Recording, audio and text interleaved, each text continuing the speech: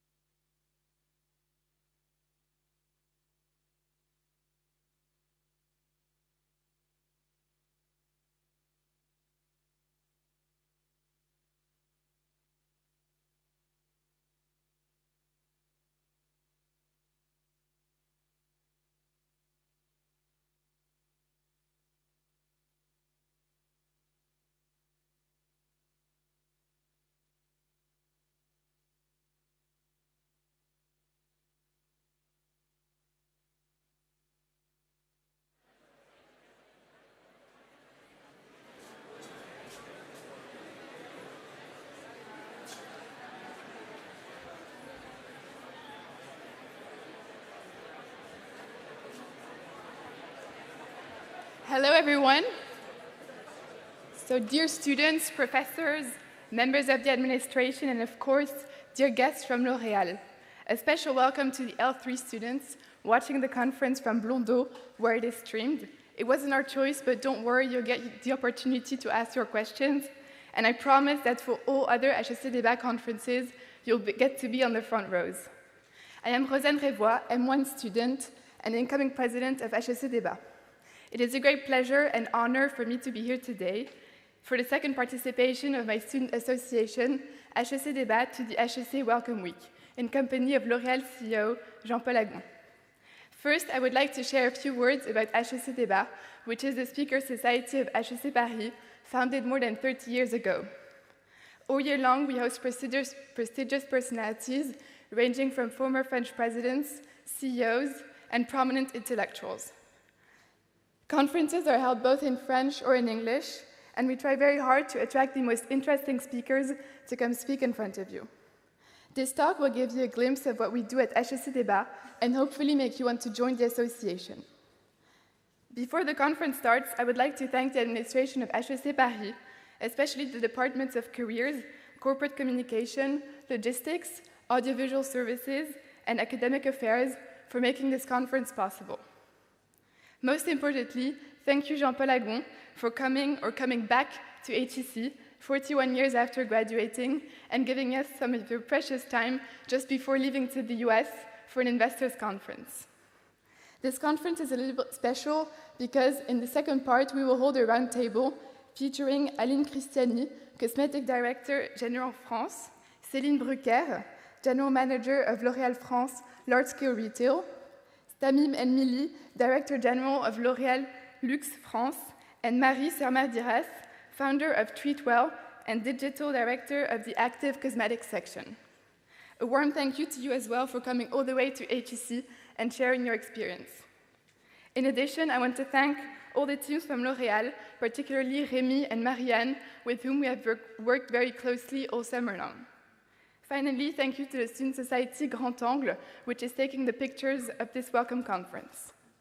Now, although you might not yet be thinking of spending 41 years of your life in the same company or being employed by anyone else than yourself, it is a great honor to listen to Jean-Paul Agon for this welcome conference.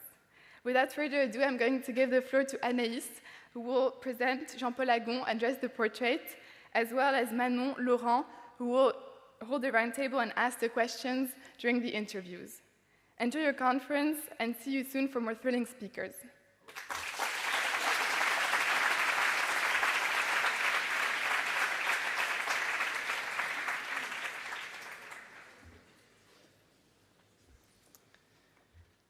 Jean-Paul Agon, first of all, the whole HEC Débat team want to thank you for coming today in our school to share with us your experience, your career, and your vision. And we also want to thank our partners, Mazars, Le Figaro Économique, and Le Journal des Grandes Écoles, who make this conference possible.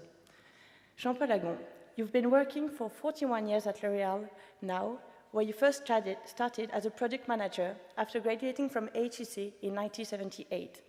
From the beginning, your career has been marked by the desire to be challenged. And when you are 24 years old, you are trusted with the business of the leadership of the business in Greece. You said you were very surprised because you had only spent 1 year as a product manager and 18 months as a representative. And you were, of course, very proud because you had the impression that you'd been chosen among many candidates for a very great mission.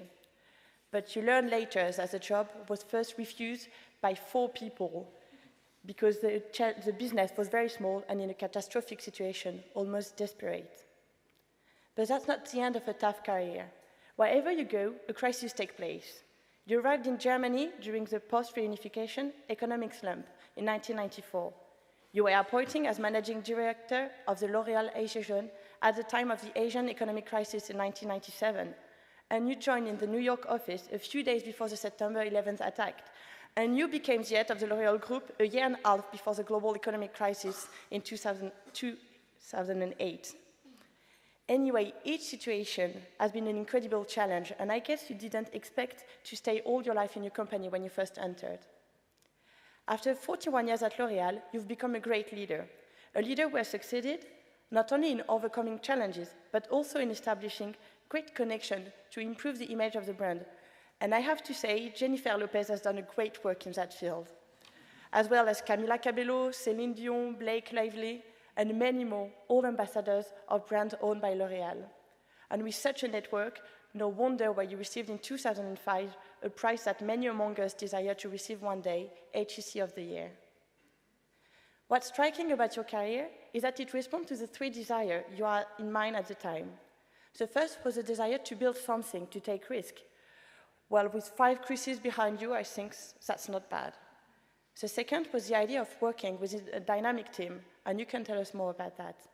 And the third was to work on an international scale. You lived all your childhood with a world map on the wall of your room, and you are an avid traveler who travel as often as you can, not only for work, but also for holidays, to the extent that the previous CEO of L'Oreal thought of you about the experience of the busman driver who drive all year and then lives on holidays by bus too. Of course, we don't all aspire in this room to become CEO of multinational companies in our 40s, but I'm sure you can inspire us, all of us, in at least 2 ways. First, we need to hear about your experience as a manager. Indeed, this year you've been elected favorite CEO of the Employees' Prize with 99% of approbation. And as your peers, speak highly of your direct, simpler style of managing and interacting with people. Apparently, you are very keen on changing the culture of the company, on simplifying the decision-making process and empowering employees. And you really want to leave a company which is more agile and modern. And more than anyone, you can show us how to be committed to a company and how to build an international career in a global leading French company. And the second thing, and maybe the more important you can provide us, is your vision, and you do have one. You are the one who saw the digital tsunami coming big and fast, and you have succeeded in transforming L'Oreal to adapt it to what would be the world of tomorrow, to become the beauty tech of tomorrow, as you say. Therefore, you have supported the entrepreneurship of the brand by supporting partnership with startups. Some even say that you are paranoid about the new aspiration of consumers. And at the same time, you've decided to accelerate the ethical commitment of the company. And you've announced that from 2020, all your products will have a positive environmental impact. And you've made societal performance a major challenge to be the trademark of L'Oreal. All your efforts are rewarded, since the company is top-ranked when it comes to ethics, sustainability, and gender equality. And in 2009, you received the Ethic Award for L'Oreal achievements. If I was to sum up this vision of yours, I would say that in any sectors, one can always be better, even when it's the best. And you said that one company should always behave like a startup, behave like a leader, but behave like a competitor. We could not learn from a better person the importance of commitment in a company and the necessity to foresee the challenge of the future. This is not a recruitment forum, but for those who are hesitating to apply to L'Oreal, you show us that working there means traveling, having growing responsibility, being able to transform the sectors, and meeting Jennifer Lopez.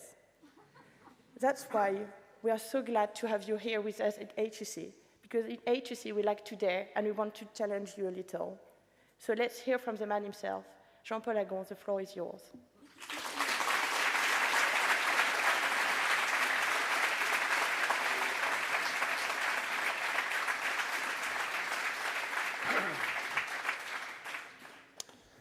Wow, it's impressive. So good morning to everyone. First, I'm very happy to be back on the campus after 41 years, you're right. Well, I came a few times before, but it's always a pleasure, especially with such a sunny day today. It's beautiful. Thank you for all of you to be here, because I learned that you had a late evening yesterday, a late party. So thank you for being brave and being with me this morning. And if I see some eyes closing, I will not mind, don't worry. So you said a lot, so I don't know what to add. I suppose that, and I don't want to bore you with what is L'Oreal. Of course, L'Oreal is #1 in the world. Of course, L'Oreal is performing very well, is gaining market share, outperforming the market, increasing profitability, dividends, share price, etc., etc. So, but that probably you know already. So, and if you have questions about that, you will, I'm sure that you will ask me these questions later on. So maybe I would like to, because I've been told that maybe I should do a short speech of 5 to 10 minutes before questions. So maybe there are two things that I would like to tell you. The first one is why or how could I stay 41 years in the same company? Because I suppose this is the most intriguing question that you have in your mind. How is it possible? You know, and I'm sure that many of you came this morning just to see what kind of animal can be this guy who stayed 41 years in the same company.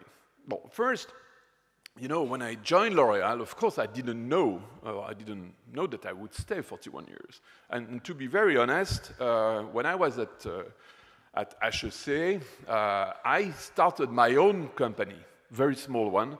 You know, it was not yet the startup fashion was not yet didn't yet begin. But I created my own little company, and honestly, sorry, it didn't work. So I said, okay, I have to find a right company to start. But I always had the idea that after 1 year, 2 years, 3 years, I would do something else. I would do my own business. And so I started at L'Oreal, and I have to say that I chose L'Oreal for very good reasons, because I knew that marketing was something that I could be good at.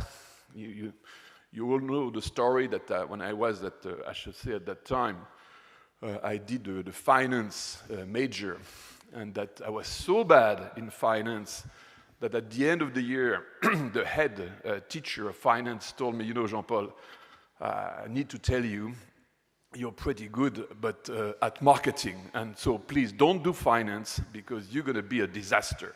And it's true that all the finance business cases that I had, I always conclude them with they have to change the advertising, they have to change the product, so definitely finance was not for me. So I knew that marketing was something that I was good at, and number two, I really wanted to travel the world. And I wanted a company that would send me around the world in all the countries that I've dreamed about when I was a kid, with all these world maps on my walls. And in fact, I chose well, because L'Oreal was a great company for marketing. I always said that I think that beauty marketing is the supreme art of beauty, because it's not just about thinking, strategizing. It's also about creation, intuition, emotion. So that's very interesting. And number two, really, I had this opportunity to travel. And as it was said before, I had the opportunity to live in Greece, which was fantastic, in Germany, in Asia, in the US, and everything was absolutely wonderful. So I chose L'Oreal well, but still I didn't think that I would stay. And what made me stay was just that, number one, when I joined this company, I felt immediately that it was the company made for me. Not that I was made for the company, but that the company was made for me, because I felt so comfortable, so aligned, so in tune with the values, with the spirit, with the culture, with the dynamism of the company, that I really felt so well. I really felt like a fish in an aquarium. It's perfectly in tune with my environment.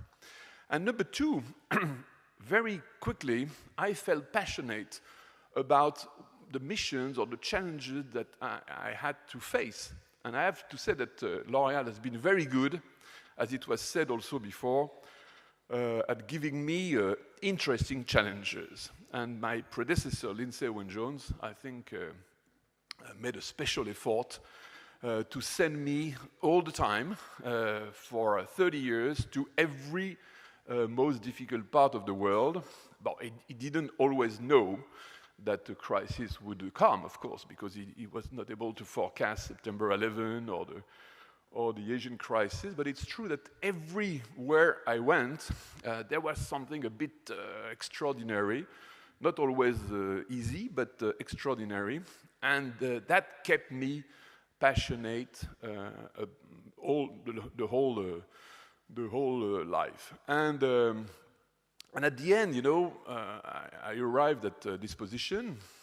I remember when Lindsay Owen-Jones explained to me that he thought of me as his successor. By the way, it was just 2 weeks before he left, so it was not something that he really anticipated with me for a long time. It was really just before he stepped down that he told me, Jean-Paul, I propose to you to become my successor. At that time, I have to say that I hesitated a lot because first, it's not an easy job. It's a very demanding job. And also, you're too young to know Mr. Owen-Jones, but it was not easy to go after Mr. Owen-Jones. But I said, after all, someone has got to do this job, so why not me? Let's try. But it's really the way I thought about it. And so I did it. And then I set for myself a new challenge.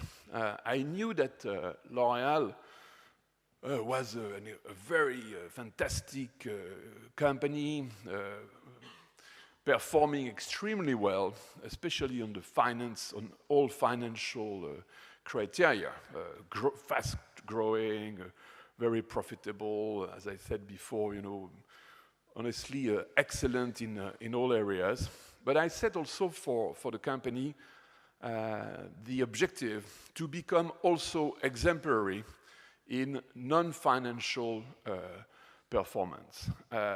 And what did it mean? At that time, I thought that 3 or 4 new areas, it was 12 years ago, 13 years ago, so I thought that there were 2 or 3 new areas that would become very important for any company, and especially for L'Oreal, and where I thought that I wanted L'Oreal to become not only champion, leader, but also exemplary. So one was, that was more about the business, it was, as it was said, the digital transformation. This is something we saw, and I saw pretty early on, around 2010. Of course, I was not the first to, I wouldn't say like some others said that I invented internet, but we could see that something was coming that would completely revolutionize and disrupt the business. And so L'Oreal was the first to embark in a complete transformation in terms of digital. And so we did that, and now we are the most advanced, I think, consumer good company in the world in terms of digital transformation, and that's why we want to go even further now and become the champion of what we call the beauty tech world. But also I wanted L'Oreal to be exemplary and leader and champion, a model in all other areas. So one was sustainability. Sustainability was obviously even 10 years ago something that would become extremely important. So we mobilized the whole company on it. We set some very, very ambitious objectives in a project that we call Sharing Beauty with All. Objective in terms of reduction of carbon emission, consumption of water, transformation of the products, transformation of the global impact of the company. And I have to say that the whole team of L'Oreal has been extraordinary in terms of transforming everything they did, or they do in terms of formulation, production, everything, marketing, everything. And I'm very happy, as it was said, to say that we have been recognized now as, sorry to be so blunt, the most sustainable company in the world by you know, this NGO Carbon Disclosure Project, which is the highest authority in this area, that has put L'Oreal at the top of the ranking worldwide 3 years in a row with what they call a triple A in terms of carbon emission, forest, and water. So now L'Oreal is considered, and it was not the case honestly 10 years ago, is considered as pretty exemplary in terms of sustainability. And we want to go further. We are setting now for ourselves new objectives for the next 5, 10 years to go even further. And it's interesting because the way we thought about that was the following. You know, a cosmetic company, a beauty company, has not a very strong impact, obviously, compared to some other industries. So we could have thought, you know, we don't have a strong impact, why bother? And in fact, we thought exactly the other way around. We said, because we don't have a strong impact, we can become the most exemplary company in this area, because maybe it's going to be easier for us, but we will show the way and become the example. We did the same also for ethics. I think, you know, I spent 5 years in the US in 2001, 2006, and at that time, ethics in the US, at that time, was something very important. And when I came back in France, I thought that also ethics would become, for companies, something absolutely major for the years to come. So we did the same. Of course, there again, for a company like L'Oreal, ethics is not a real issue. You know, we are not dealing with governments or any type of risk like that. But still, again, we could have thought, why bother? But we thought exactly the other way around. We said, okay, maybe it's going to be less difficult for us than for others, but just let's do it, let's tackle it, and let's become the most exemplary company in this field. And we have become also the #1 company for ethics. The different NGOs that are ranking companies around the world about ethics have put L'Oreal 7 years in a row as the #1 position worldwide. And the third area where we thought also, and this is pretty obvious, that it was important for us to be at the top was obviously gender equality. You know, when you sell beauty products, and when, of course, most of your consumers are women, the least you can do is to make sure that within the company, women have the perfectly right position.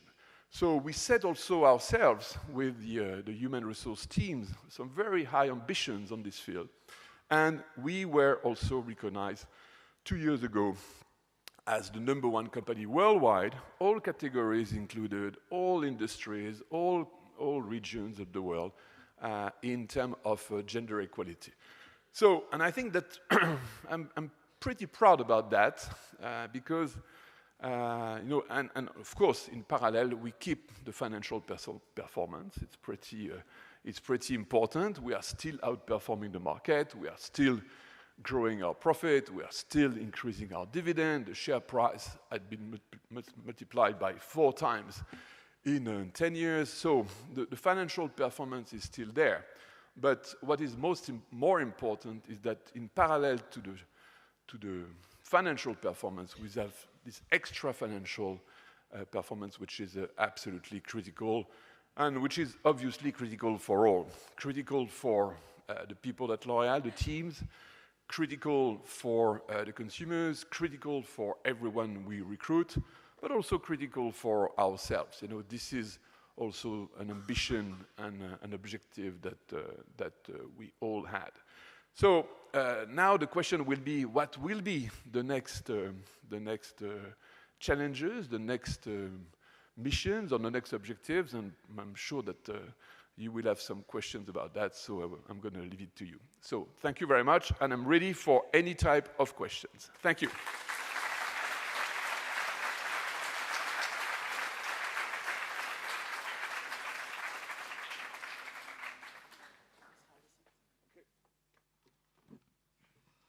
Good morning, everyone. Good morning, Mr. Agon. Good morning. Thank you for your intervention. I can read on your pin, Je suis un nobody.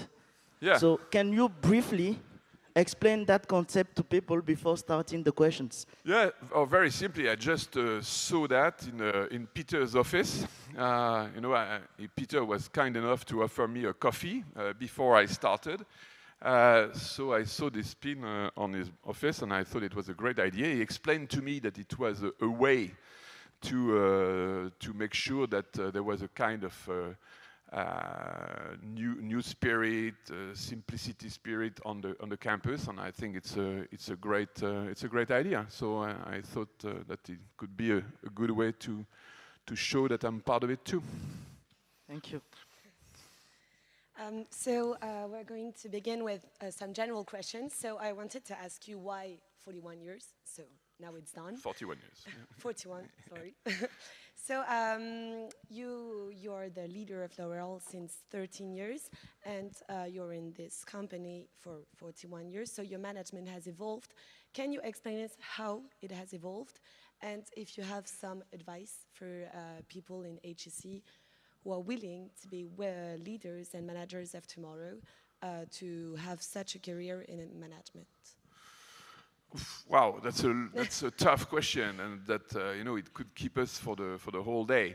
I think that very simply, management evolves with the time. Definitely, every 5 years or 10 years, the management style has to evolve with the evolution of the mentalities, of the spirit, of the culture, also of the business worldwide. So in the case of L'Oreal, it's true that it has been very important. L'Oreal was a company until 3-4 years ago, where there was and there still is a real culture of excellence, but also a culture of, I would say, a little bit individual performance, and this was at the same time positive because it helped the company to become the number one and be so successful. But at the same time, it was clear that in the world of today and tomorrow, it's not anymore about individual performance. It's about team performance. It's about team spirit. It's about collective, cooperative management. And so we launched together with the L'Oreal teams a real cultural revolution that we have called simplicity, which is, in fact, to reinvent completely the way management has to be done, and which is the change from individualistic culture to team collaboration, cooperation, and this is a major transformation of the company that we are doing. Okay. But I think that for all of you it's pretty obvious, because this is something that is the new way of doing. But for us, it was a major transformation that was really important. Okay, very clear. Thanks. Jean-Paul Agon, your speech is very nice, but I would like to know the relationship to truth in the business world, because you are explaining that L'Oreal is performing so well. You never explain what did not work in your company, but when we talked to your team, the word transparency was the only word they could pronounce. So can you tell us how do you deal with truth and how you try to make your speeches in accordance with the reality of your company? I'm not sure I really understand your question. I think that transparency is pretty obvious. I think at L'Oreal people are pretty frank, and the exchanges that you had with the team and that the four managers that you will hear after, I think that they will be pretty sincere and pretty frank. Very simply because we have nothing to hide. I think that's the best answer to your question. Maybe I don't know any other company, as you know. That's my weakness. My strength is that I know L'Oreal really well, but my weakness is that I don't know any other company because I never worked anywhere else. But what I can say is that at L'Oreal, we have nothing to hide. So transparency and sincerity is, or truth is pretty obvious. So there are things that I will not tell you because they are secret, or because they are confidential, of course. But honestly, we have no reason to say things that are not true. Thank you. No merit, just a simple thing. So we have now some more specific questions about the big transformations of L'Oreal. And so you were talking about the expansion of the group thanks to digitalization. And we saw a sentence of yours that called our attention in People's Daily, where you said that L'Oreal can change the lives of, for example, Chinese people. It's the example you gave. As you're sending beauty products, how can L'Oreal, a French company, a big French group, can change Chinese lives? But you know, L'Oreal is a French company, but L'Oreal mostly tackle with consumers from all over the world. In the total, you know, the total sales, I don't want to bother you with numbers, but the total sales of L'Oreal are around 30 billion euros. We sell 7.2, 7.3 billion products every year. But France is only, sorry, Céline, France is only 6% or 7% of the sales. So which means that 93% of the products we sell them to, of course, other countries of Europe, America, China, Japan, India, Brazil, everywhere. And by the way, which is very interesting and very exciting, and I was explaining that to a French minister a few days ago, because after the G7, that you know there is something in common between very different countries, between, for example, USA, between Europe, USA, China, and Russia. And do you know what is in common? Is that in every of this country, the number one beauty brand used by their women is L'Oreal. Not only L'Oreal products, because you know L'Oreal products, L'Oreal has many brands like Vichy, Garnier, Giorgio Armani, Lancôme, La Roche-Posay, etc. But the L'Oreal brand itself is the number one beauty brand in the USA, the number one beauty brand in China, the number one beauty brand in Russia, the number one beauty brand probably in Canada, the number one beauty brand in many, many countries. So, by definition, in our job, we are really addressing the needs, the wishes, the desires, the dreams of consumers from all over the world. So you adapt to each country? Absolutely. We have a strategy that we defined 10 years ago, which is pretty unique in the world of consumer good companies. It's a strategy that we invented, and with a strange name, because we wanted to have a name which is special, and it's called universalization. Sorry, it's a bit complicated. In French, it's universalisation. Universalization, and what does it mean? It means that it is globalization with the respect of differences, which means that, and you know, in our industry, it's pretty necessary. When you sell skincare or hair care or hair color or makeup, you have obviously, evidently, to adapt to every type of consumer because consumers of the world, they don't have all the same skin, the same hair, they don't live in the same climates, they don't have all the same traditions, beauty routines, etc. So I think one of the secret recipes of L'Oreal is to have brands that are global, because again, a brand like L'Oreal is the number one beauty brand in the world and the number one beauty brand of many countries, but the catalog of the products and the formulation of the products that are sold in each part of the world is different and is perfectly adapted.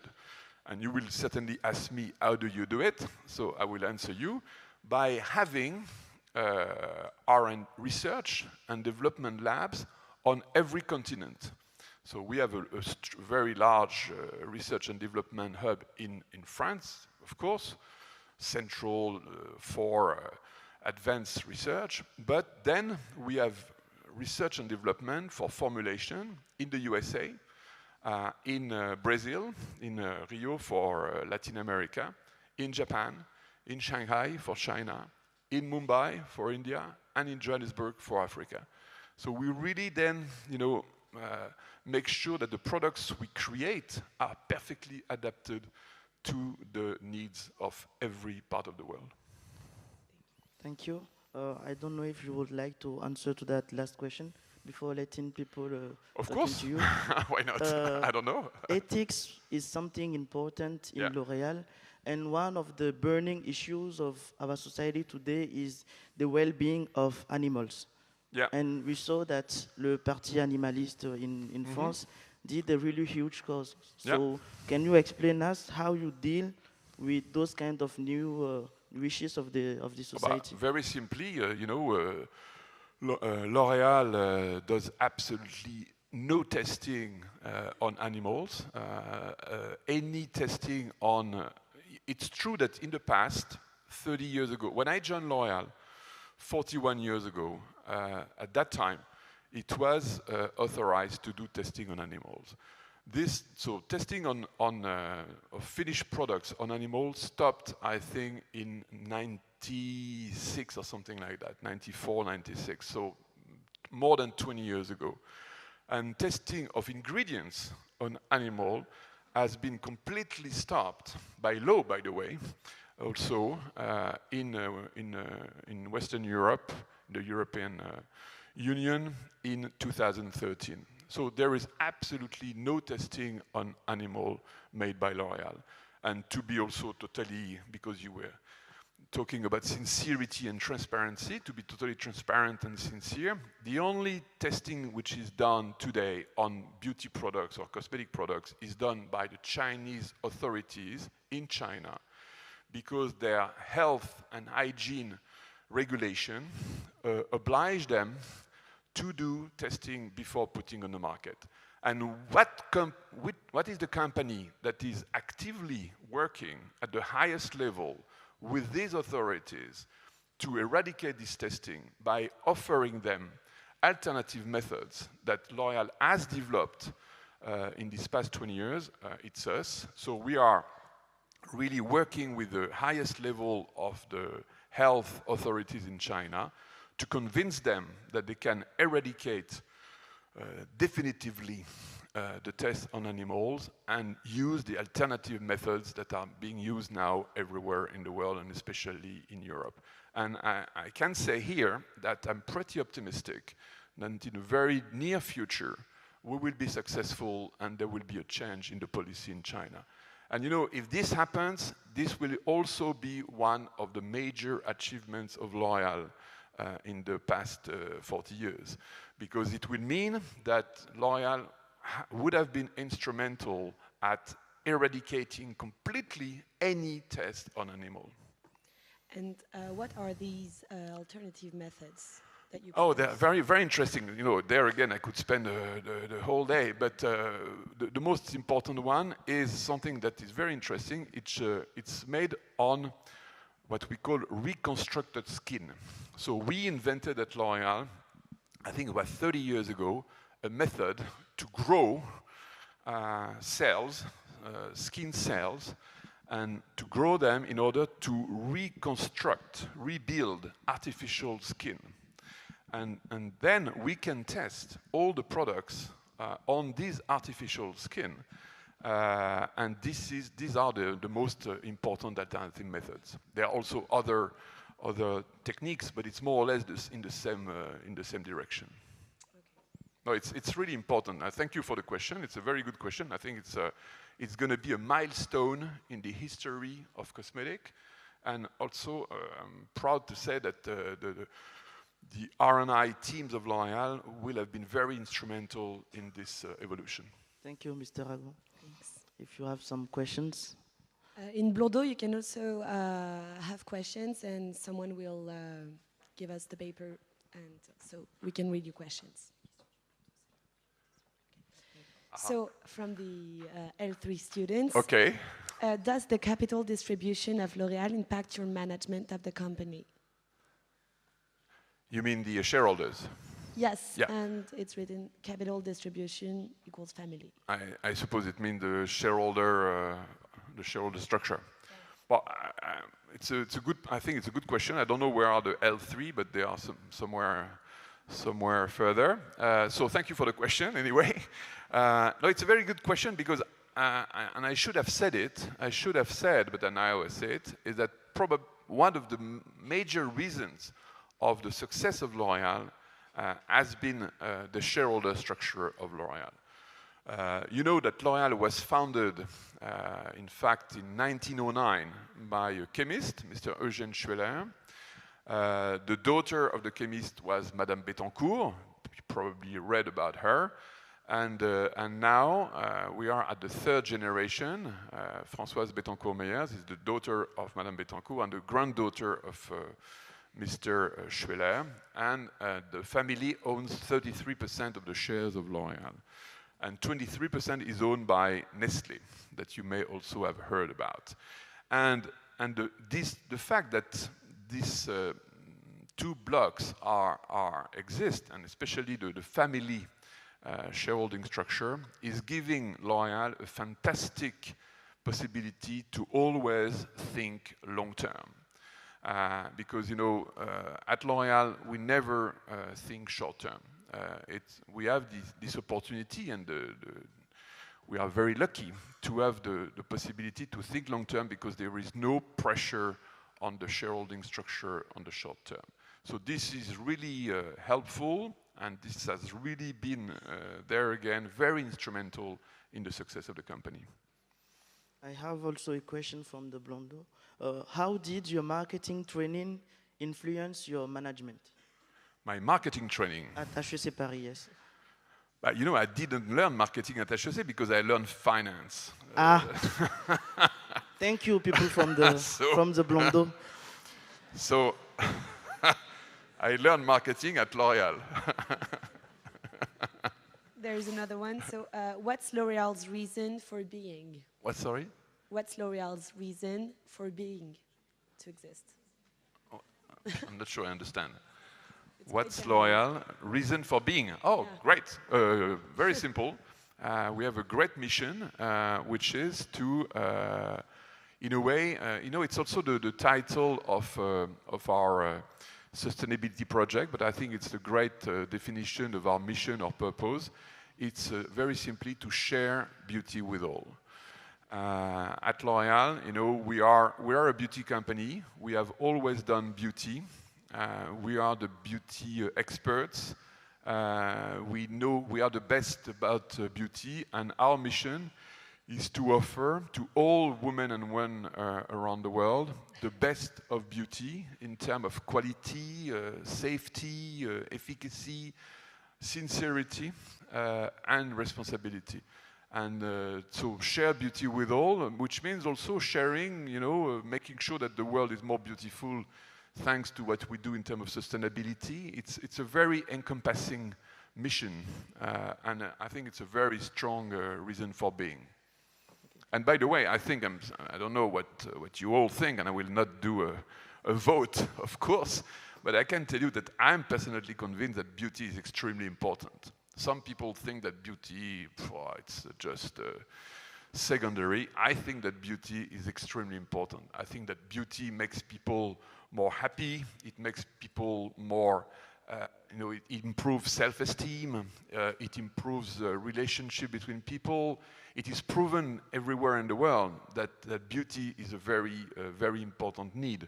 It has even been shown or proven that in moments of great difficulty, like wars or tragedies, women especially attach a great importance to their appearance, to take care of their beauty, because it is part of their dignity and self-esteem. So I think, you know, I think that beauty is an extremely important contribution to happiness and good relationships.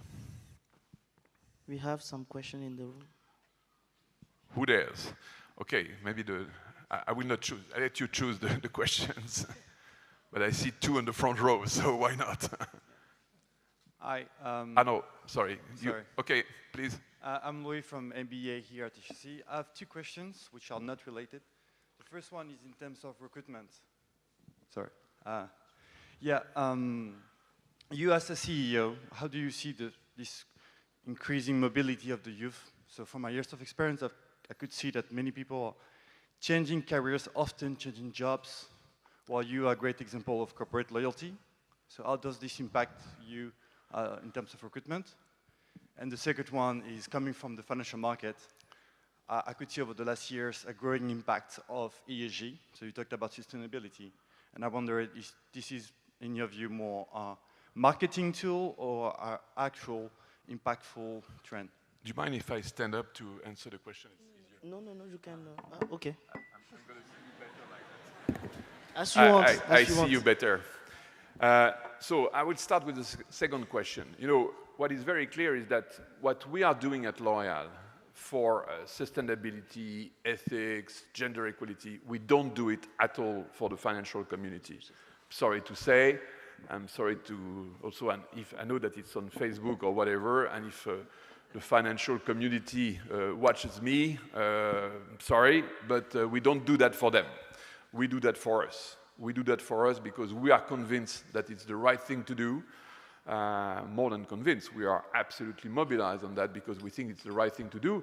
And it happens also that I think it's the right thing to do for every company, and that's why the ESG or CSR funds are growing more and more. But we don't do that for this reason.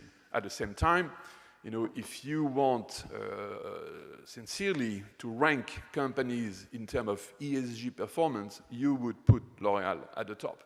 So, of course, it doesn't hurt. So then, in terms of recruitment, I perfectly understand, again, because I remember when I was at HEC that I wanted to create my own company. So I perfectly understand that maybe a large majority of the people in the room want to create their own company, and it's fine. What I can say is that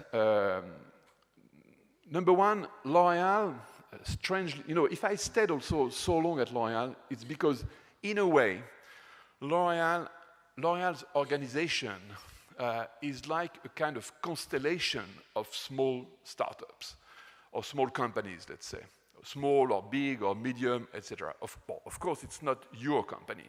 Of course, it's a global shareholding structure. But we have always, the uniqueness of L'Oreal has always been to offer to people who join the company really the ownership of their own business. When you join L'Oreal, immediately after 6 months or 1 year, you're given something which is really yours. It's a business, it's a brand, it's a project, and you're in charge.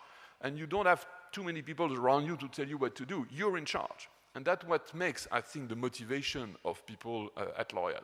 And I don't want to speak for the others, so you would be able to ask Aline and Tamil and Céline and Marie after. But I think it's a very strong element. And we keep this organization. My predecessor used to say that L'Oreal is not a big boat. It's a flotilla of boats, small, very small, medium, big, large, etc. And every boat has a skipper or captain. And this is the way we see management. So we think that for people who want this kind of excitement, L'Oreal is the right place to be, which is very different from any other, I think, big consumer good company, which is absolutely not organized like that.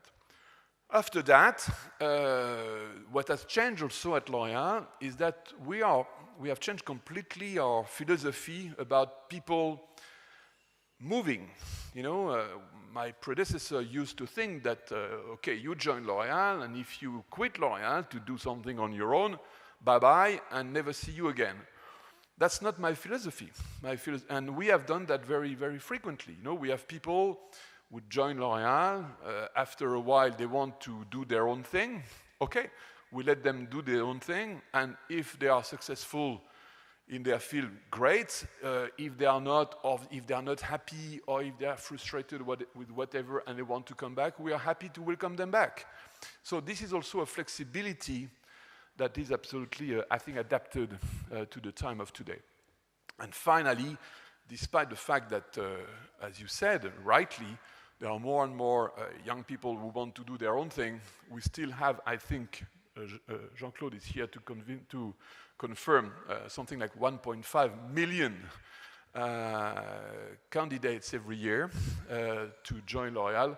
So I think we are still a good reservoir of talents that want to be part of this adventure. Okay? Are there other questions? Yes, please. Well, why not those two? Because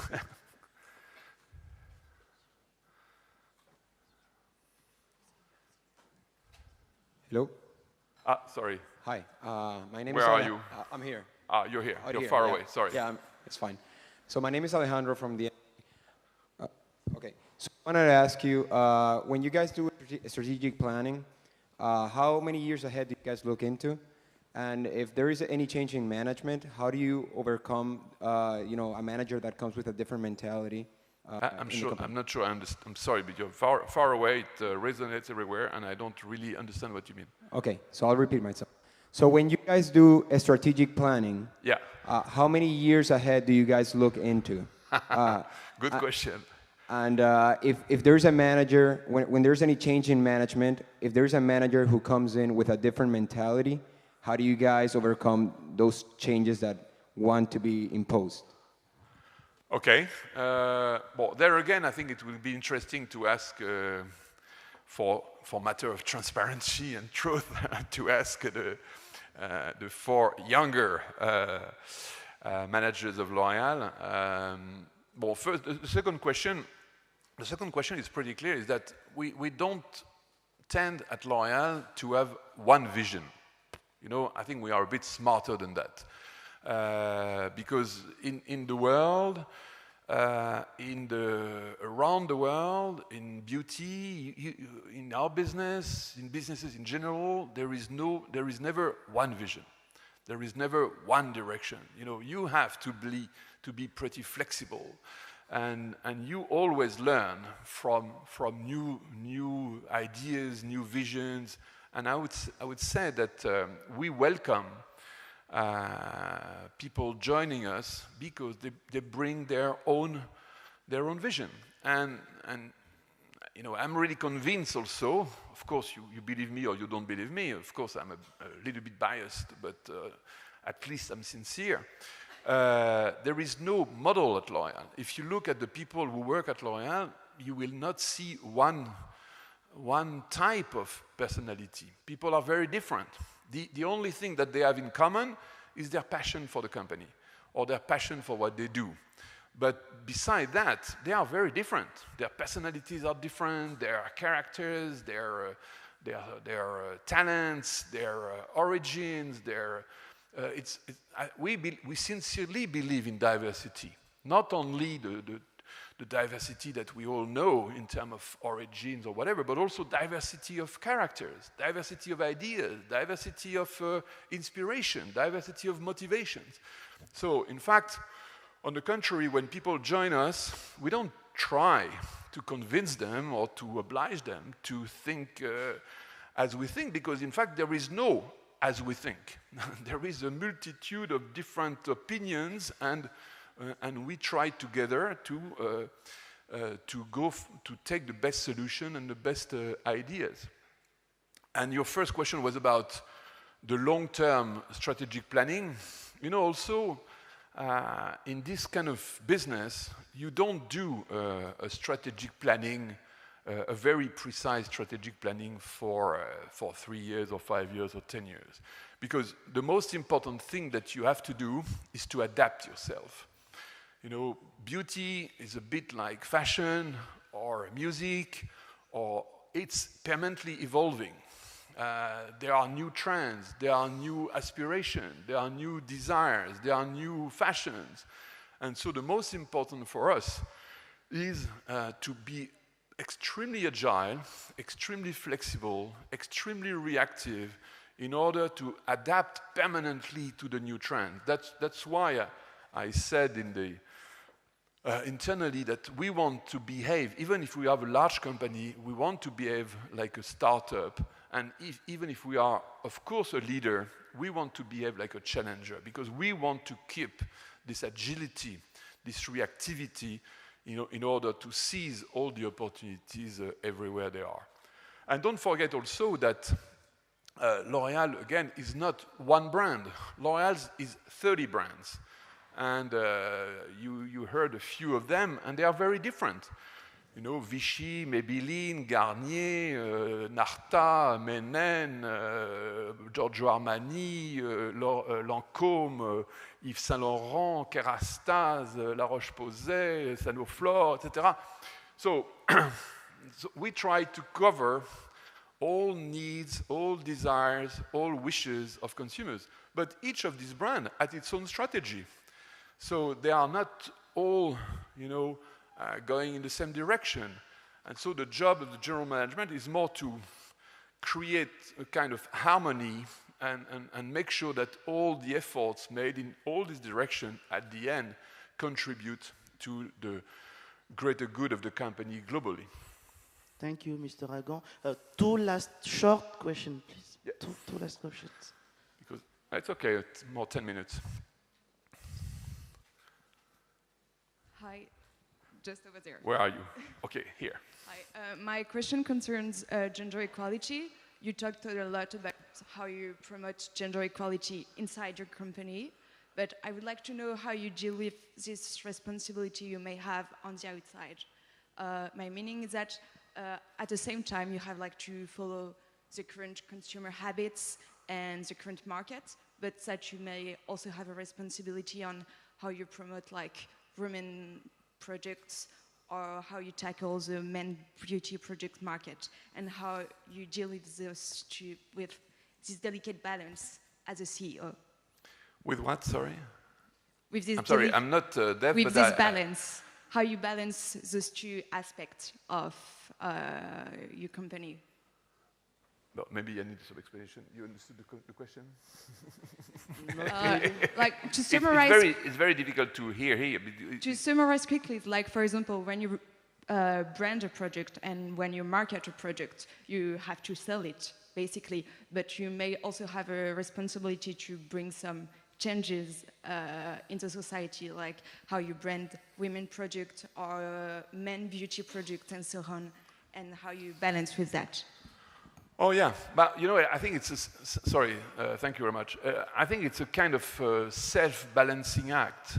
By definition, if you respond sincerely and well to new desires, aspiration, needs, etc., you do what you just described.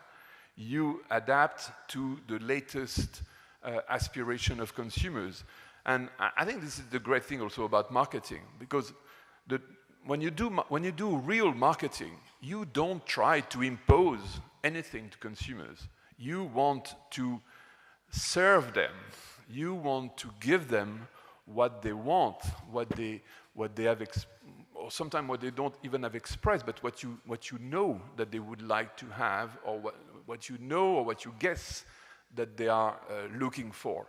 So by definition, all our brands, and I'm not doing that myself, it's every brand manager of L'Oreal that is really permanently trying to understand, to guess, to forecast what will be the evolution of the demand of consumers, and that is adapting its brand and its new products to this evolution.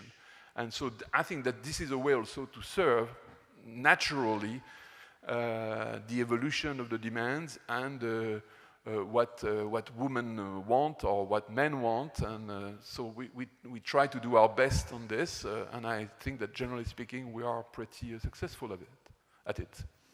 Okay? Finally. Sorry. Thank you. I'd like to get from a bigger point of view to a smaller one, to the actual practice of managing. Now, you were described as a person who had a lot of crises going on and then solved those problems that existed there. And the question for me would be, like, can you pick up one of those examples, one of those crises, the challenges that you had and how you tackled them? One insight for us. Yeah, well, it's difficult because each crisis bring you different insights. You know, for example, if I take September 11, it's true, I can remember it, and Céline was there at the time. You know, I just arrived, I can tell you, I just arrived with my family in New York the weekend before. I think September 11 was a Tuesday morning. And I arrived with my family the Saturday and Sunday. And by the way, I told my wife, you know, we're going to go to New York. She was not that excited. She said, yeah, it's very, very nice. It's very quiet. It's very safe. You will love it, etc., etc. And 2 days after, September 11 struck, and it was a tragedy. At the same time, of course, it was terrible, and there is absolutely nothing positive there. The only, if you want the insight is that it created a bond immediately between the American teams and myself, because I was part of the experience. I just arrived, but immediately I was an American, in a way. I was a New Yorker. And I had suffered the same experience like they had, and I think that this experience created a very special relationship, a special bond with every member of the team that was probably very helpful after. So every crisis has its own characteristics. But every crisis is also, you know, it's the famous, and I see some Chinese people in the room, so they will confirm that normally in China, crisis has two characters. One is crisis and the other one is opportunity. And so it's true that there is an opportunity in every crisis. And anyway, it's the good way to think about it. It's a positive way. I have to say also, you know, for example, in the Asian crisis, it was interesting because I was sent by my predecessor, Lindsay Owen-Jones, in '97. At that time, I was in charge of Germany. And one day he called me and he asked me to come to see him. And he said, Jean-Paul, I've thought about it. We have to start Asia. I said, yes, of course we have to start Asia because we are pretty late, by the way. So, and he said, so please go and create Asia. I said, okay, and how should I do it? Well, you'll manage, find a way. So I started from scratch with a small team at that time at L'Oreal, and there was nothing. There was no subsidiary in China, in Korea, in Indonesia, in Malaysia, in Thailand, nowhere. And in fact, the Asian crisis happened just 2 months after. But in fact, it was a great opportunity, because at that time, we were creating subsidiaries, starting from scratch, so losing a lot of money. So the fact that all these currencies devaluated was a great opportunity because we lost much less money. So in a way, you can always find, and also at that time, the fact that there was a crisis, the competitors were a bit shaken, and boom, we entered the market, and in fact, we were pretty successful pretty quickly, and we have become, in 20 years, the #1 company in China and also in Asia, which was not obvious from the very beginning. So anyway, I'm also, as you have understood, an optimist, and I think that you have also to look at things the positive way, because it's not useful to look at it in any negative way. And in any situation or difficulty or challenge or crisis, there must be a positive way to look at it. Maybe the last one, because you ask also. Maybe you can shout if you don't have any. No, you have the mic, okay. Good morning, sir. I'm Ashutosh. And so given that there is an increasing trend in the liberal world of breaking and questioning beauty standards, as a marketing student, I'm really curious to know how has the communication strategy of L'Oreal evolved with that, and has it been a challenge? You mean there is a growing trend of what? Of questioning and breaking beauty standards in the liberal world. Yeah, but at the same I think that would, Well, number one, the beauty market has never been so dynamic. So there may be a questioning of something, but honestly, I like this kind of questioning because it just makes the market grow even faster. The market, the beauty market in 2018 was the fastest growing in 20 years. By the way, L'Oreal also in 2018 had the fastest growth in 20 years, or in 12. You know, if there is a questioning and the result is that people are buying more, I'm happy with any type of questioning. Number two, again, you know, just to go back to what was said before, it's good, it's positive. You know, the fact that there is a questioning, the fact that there are consumers that are expecting something different, something more, something else, great. The job of marketing is to respond to that. Again, you know, we are just, our mission is just to serve consumers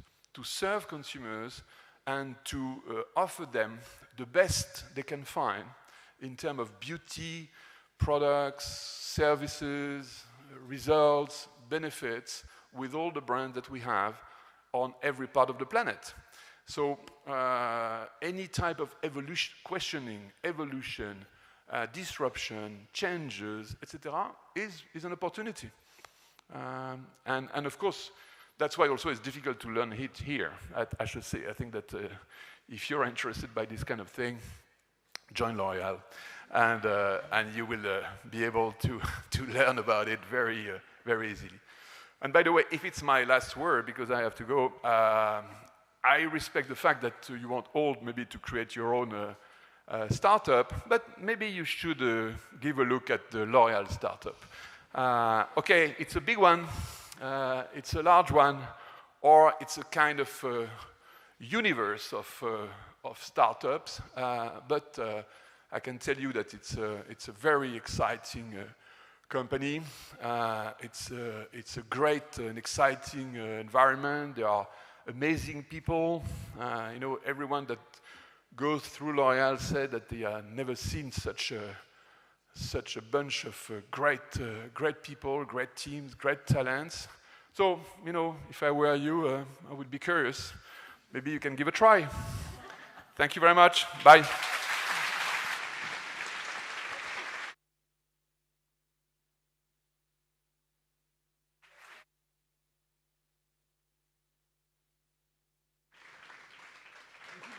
Thanks all of you for your questions, and thanks Mr. Agon for your time and your very clear and sincere answers. So now we're going to pass to the round table. So.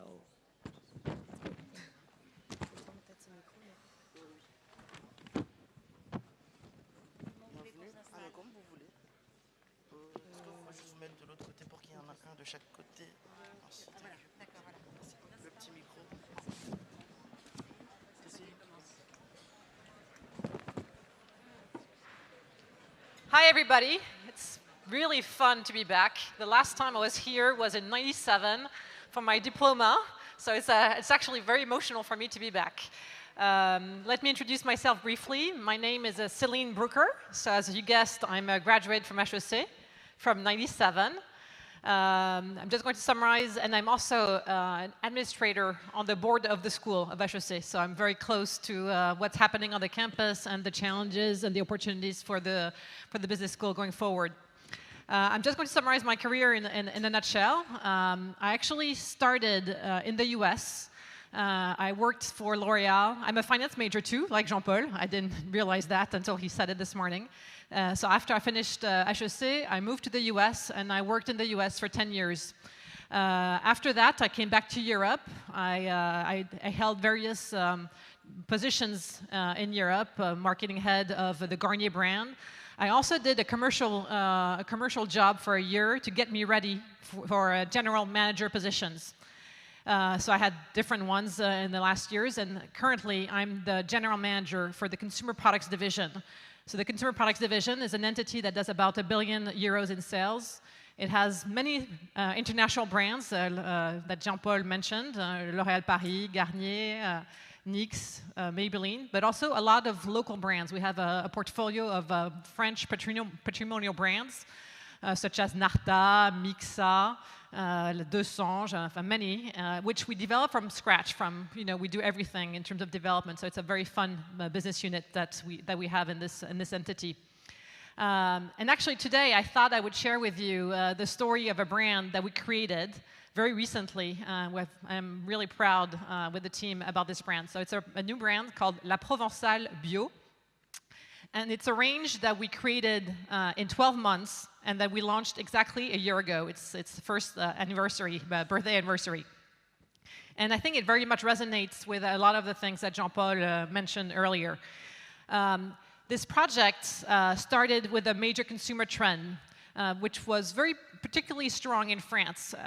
Really a strong trend for local organic products at a time when consumers are getting much more savvy and demanding about transparency, about sourcing, about quality. And therefore, we really thought that was a very important trend. And frankly, it was a need gap in our portfolio. We did not have a true organic brand sourced completely in France. Most importantly, I would say, my teams were completely passionate about the topic. They wanted to make it happen, and they wanted to make it happen fast. And really, in a record time, they created the concepts, they created the product range, they found the name. They also spent a lot of time in Provence to find a producer of olive oil. So we found a guy called Bruno who basically raises the olive trees where our olives are coming from. We found a moulin to basically extract the oils from the olive.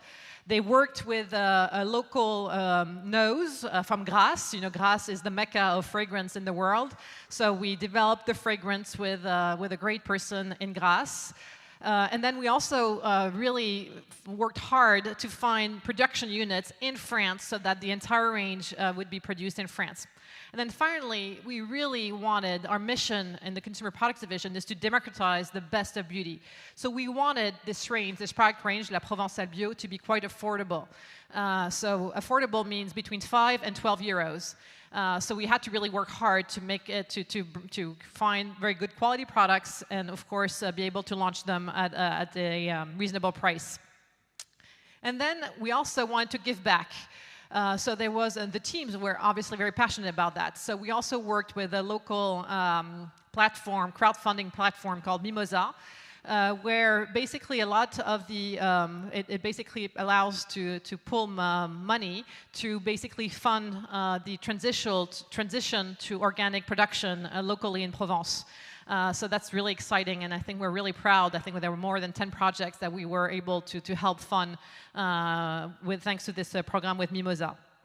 So I think this launch a year ago of La Provençale Bio is a real tribute to basically what I think defines L'Oreal, which is the agility powered by L'Oreal in terms of research, in terms of sourcing, in terms of manufacturing, and the financial means to make things big. And to make it a success. And the teams are really, really proud about this range. And it's really a success, I am happy to say, a year later. Other countries in Europe are going to launch it, which is we're obviously very happy about. A sister brand was also launched, an organic brand that was also launched with Garnier. So it's, this brand is having a lot of little sisters and brothers in other brands coming to birth. So that was the story I wanted to share with you this morning as an introduction. Thank you for the presentation. We're going to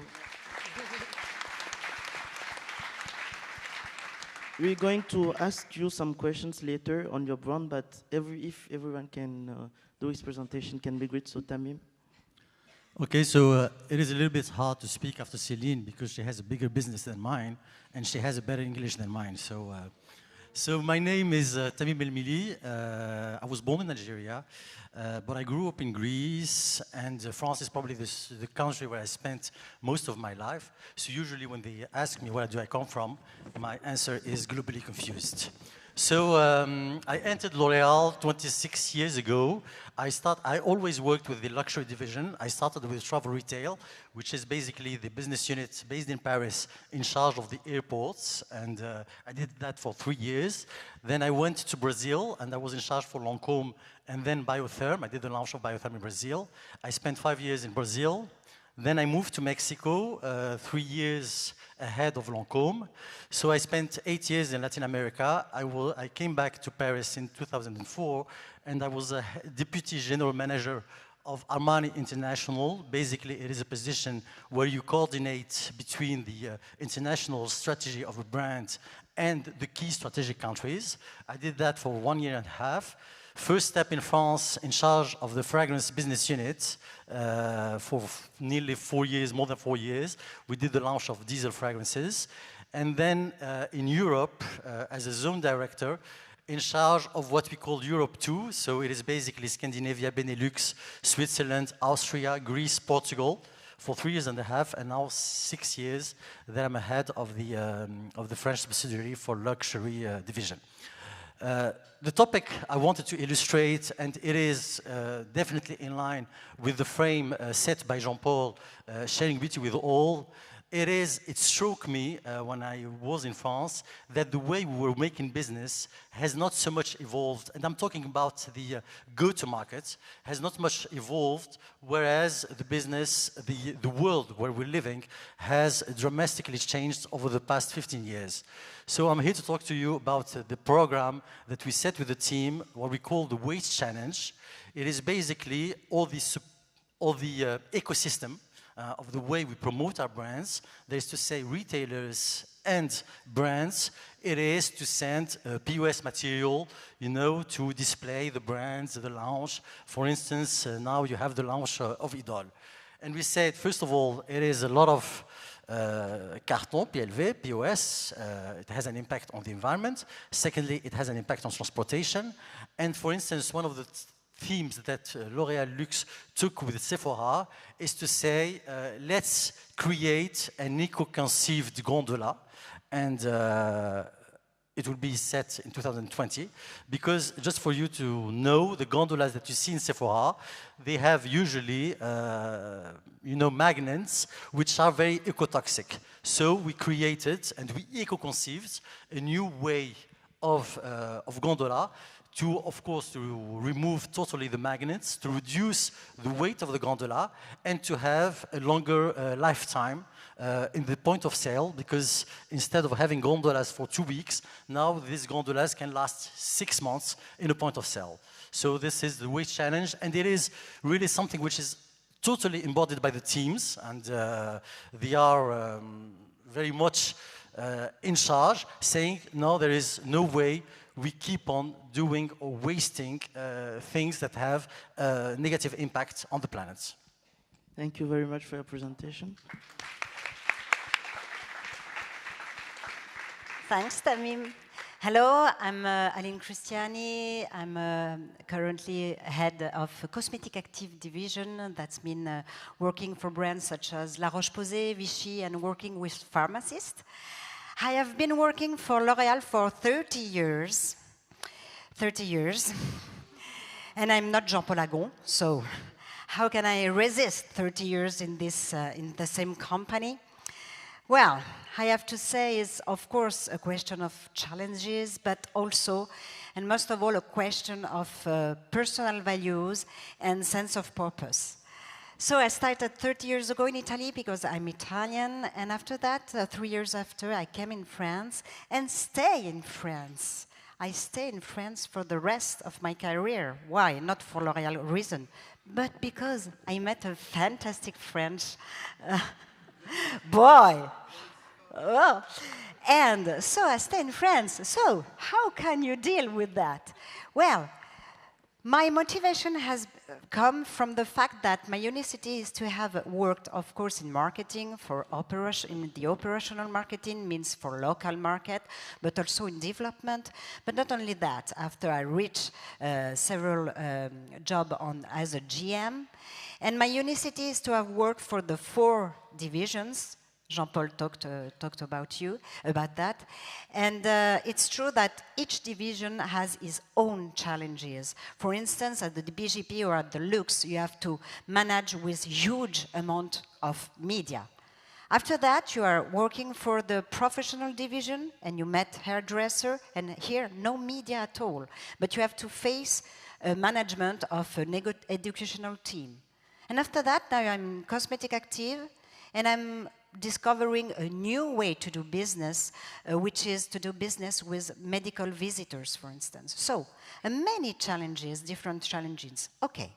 But above all, what I really enjoy during all these years is to have for each division a different mission and to find really a different sense of purpose for beauty. For instance, at the PGP, where Céline is working, it has been very motivating for me to find a way to give beauty to really all people, because we are doing very efficient products for less than 5-8 euros. At the DPP, I love working with hairdressers. They are very artistic, but at the same time, we have, as a L'Oreal, to train them in the business part, because they are not used to talk about, to do business. They are not been at HEC before, you know. And after that, now I'm in Cosmetic Active, and I'm working on brands that are really related to health. And when you are working for a brand, for instance, like La Roche-Posay, your mission is really to help people to live, to have a better life with a sensitive skin. And we can go very far away from just selling products. For instance, I'm very proud because my team is working every day on not only on selling product, but also on oncology. What is oncology? Is just to help people with cancer, patient with cancer. And we are doing a lot of programs. I can talk about that later on. And this is a practical mean for me. Why? Just because I have been through a cancer. And here is another way, another thing I want to share with you. You know, your career in L'Oreal or anywhere else can be built by ups and downs, because life is ups and down, has ups and downs. And I just want to share with you my personal experience. The day I have been promoted to my dream job, the same day, it's a real story, I discovered my cancer. So I have to stop. But above all, how can I, you know, to the personal fear, to the familial fear, you have some professional question. When you know that 2 out of 3 people lose their job after cancer, how can I think it could be different for me? How can I talk about my cancer when you are working for a very performant company where performance and excellence is the norm? How can I talk about my cancer when you are working for the #1 company for beauty and femininity? And I was going to have chemistry. And you know, I have been shooting a lot of wonderful hair on wonderful heads for years, and I was going to be bold. How can I manage with all of that? Well, I decided, like I'm doing today, to talk about that to my hierarchy. And I receive nothing but understanding, comprehension, and helping. I've been, I can really testimoniate today that I have been helped by a lot of people in the company. Of course, my hierarchy, my HR, but also some doctors, because we have doctors in L'Oreal. And I went through my illness. I stopped working for 1 year, and to complete my treatment with a serene state and of mind and in a support group. When I came back, of course, my dream job, you know, the one I had, it was not available anymore. But never mind. As soon as another good promotion were available, they gave it to me. So, my personal mission around this experience at L'Oreal is to make sure that my professional happy ending, it's not an exception. And I decided with the HR and with the medical team in L'Oreal to build a program in order to make sure that any kind of colleagues that could be touched by cancer will not lose their job and find the job of their dream. And in that way, 6 months ago, we signed the charter of the National Institute of Cancer with very concrete programs. And that's all. I hope that with this story, you can perceive that the entrepreneurship that Céline talked about, or Tamim talked about, is also true in this kind of project. And you understand better why I'm here, why I've been here for 30 years. Thank you. Thank you.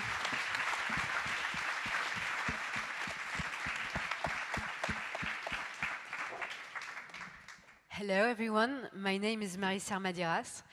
L'Oreal products might be very efficient, but I've not been working in this company for 40 years. I'm sorry. I've been in the company for only 8 months.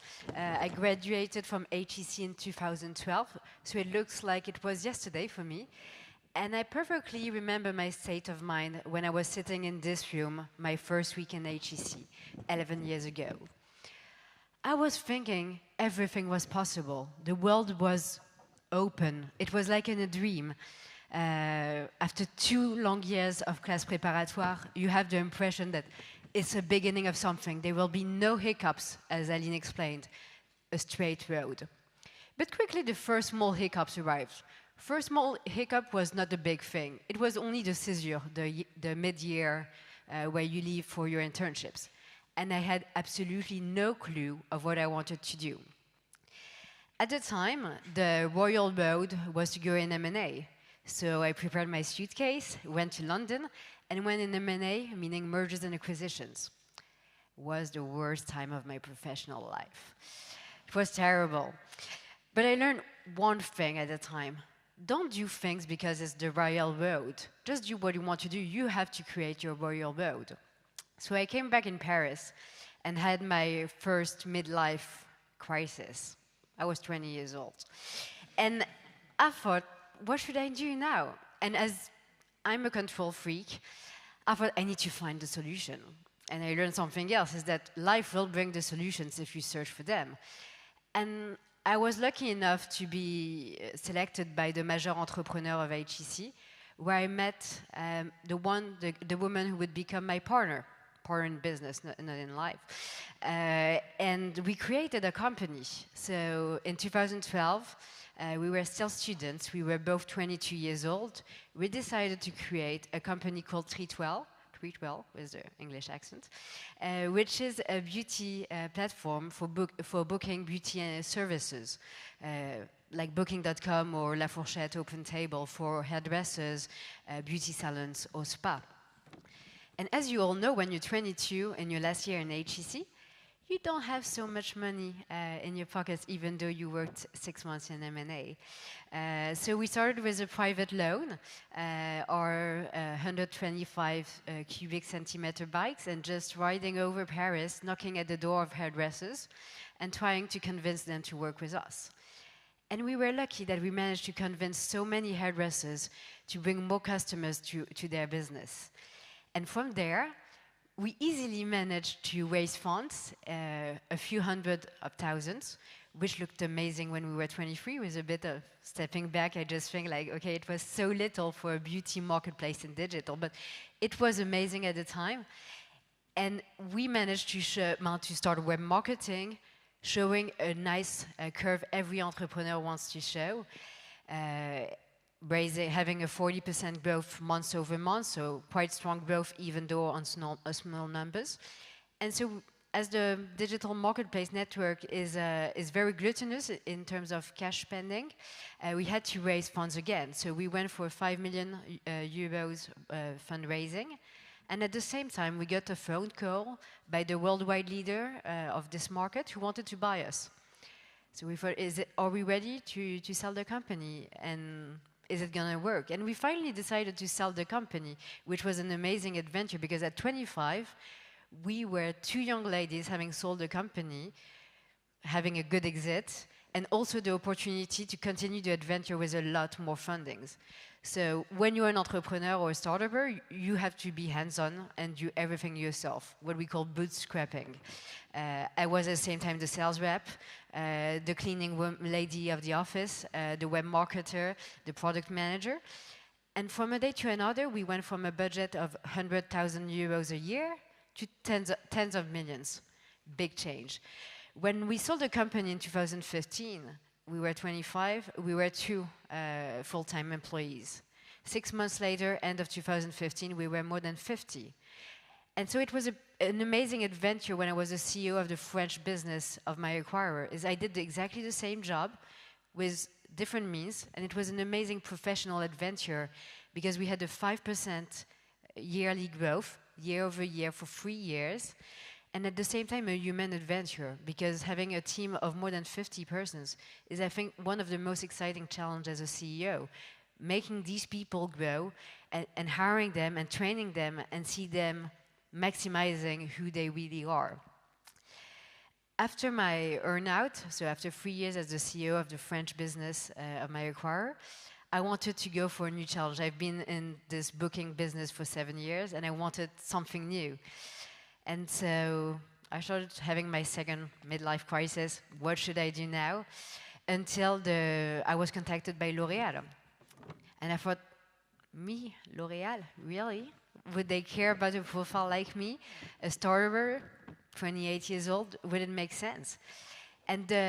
And would I find something really good for me? And I was lucky enough to meet a very visionary HR team that proposed me to join as the Chief Digital Officer of Active Cosmetics division, so the same division as Aline, worldwide, and cope with all the digital challenges for this pharmacy business, 6 very different brands all over the world, so going from very different countries such as France, which is kind of traditional, to the US, very dynamic, and to China, a completely different ecosystem. Going also into Africa and Latin America, where the digital space is not at all similar to these countries. And the amazing thing is, when I joined, I had no clue I would find what a startupper by heart could find. And truth is, I really found there what Jean-Paul was explaining, this fleet of small companies, of small SMBs working together with the same passion towards the same aim. And amazing people all around this company having the same passion. And I've been here for 8 months, and I can tell you, it has been a blast. And anyone in this company has a different profile. And it's a company open to anyone, from a startup with its kind of rebellious mindset to people coming from the public affairs and many diverse profiles. So really, trust what Jean-Paul said, anyone can be part of this adventure and have a blast at L'Oreal. Thank you. Thank you.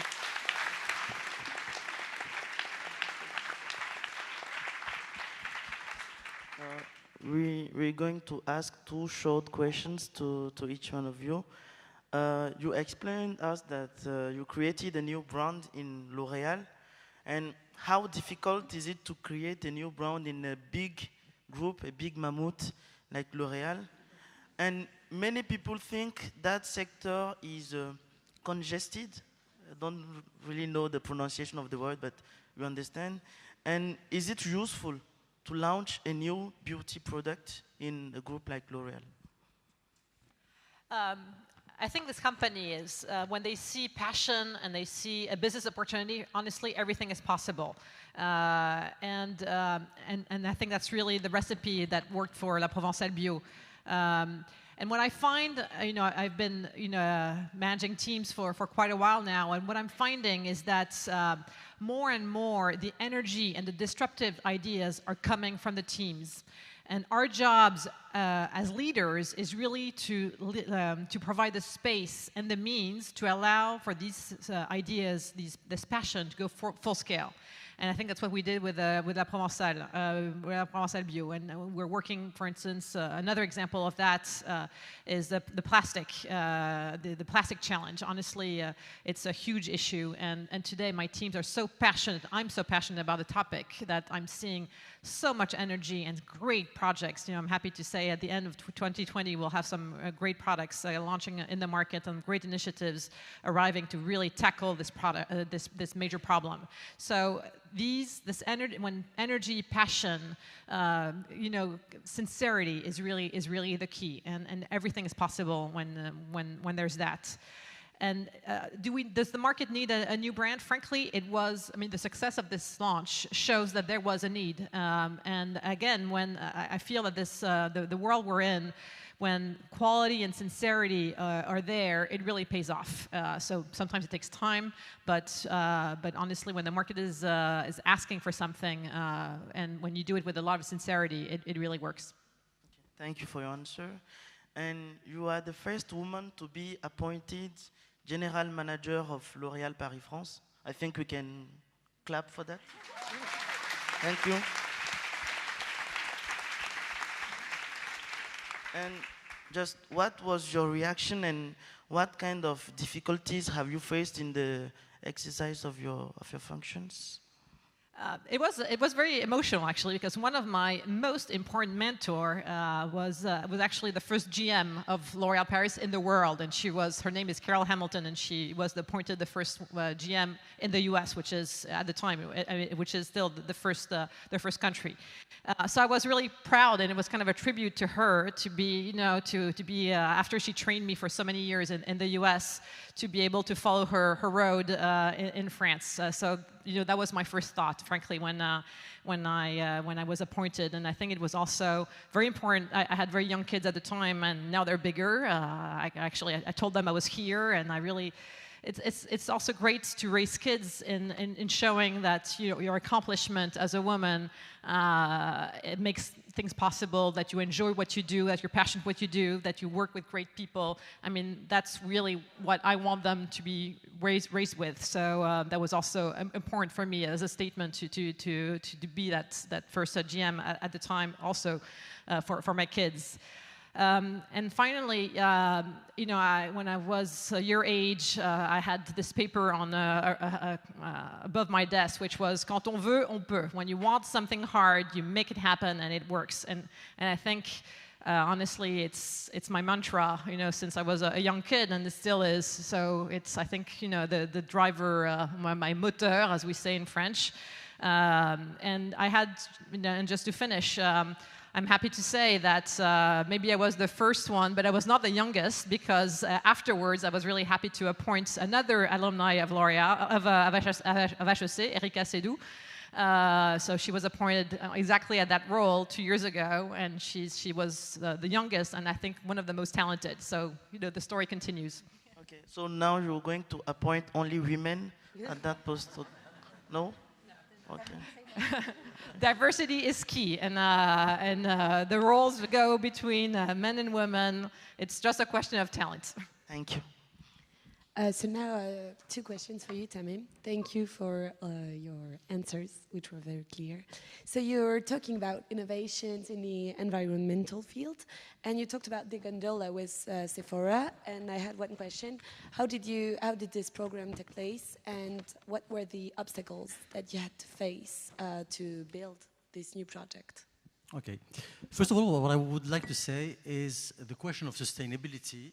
For me, it is definitely a question of innovation, because you need to review the whole process of eco-conception and so on. So when you come up with this project, and of course you need to onboard all the stakeholders, you cannot just decide by yourself that you're going to change or to send less POS material. So you need to onboard the stakeholders, from suppliers to retailers. The first thing is a sort of silence in the room. When you say, you know, we have been in this business over the past, I don't know, 20 years, and we have not reviewed our go-to-market, and there is no planet B. So this is, I think it is this raise of awareness which makes say, okay, you're right, we need to have it.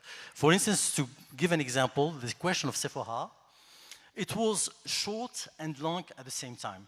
It took us 18 months when we started coming up with this project, because Sephora needed to review the whole gondolas and also to convince some of our competitors, which would find it's not luxury enough because you use other type of material. But I think today there is no more question about that.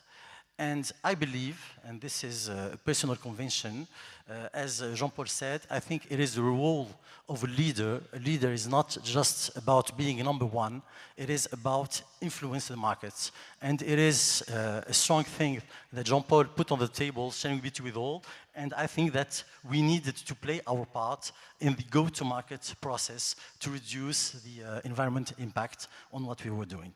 I don't know if I have answered your question. It's exactly that, because I was asking you as a second question. You said that you want that your teams are 100% implied in the new projects of L'Oreal.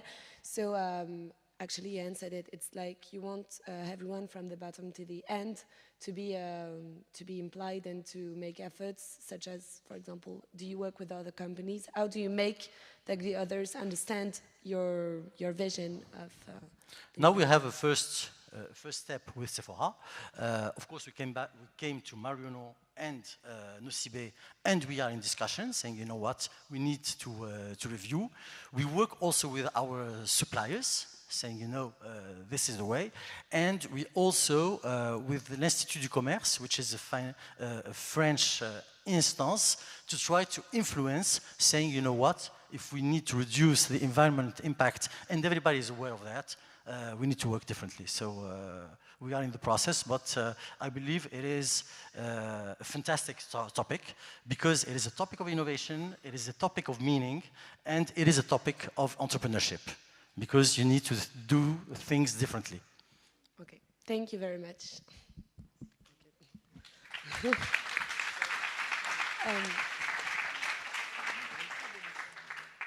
So, Aline, your turn.